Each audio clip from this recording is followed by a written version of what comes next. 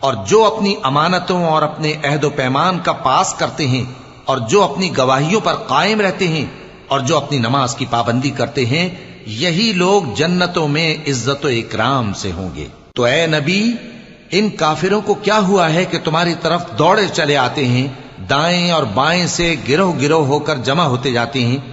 کیا ان میں سے ہر شخص یہ امید رکھتا ہے کہ نعمت کے باغ میں داخل کیا جائے گا؟ ہرگز نہیں۔ ہم نے ان کو اس چیز سے پیدا کیا ہے جسے یہ جانتے ہیں۔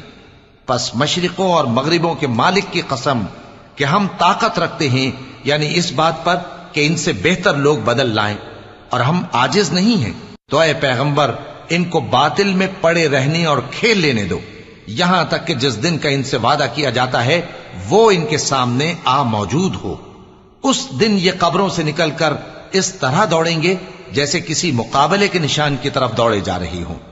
ان کی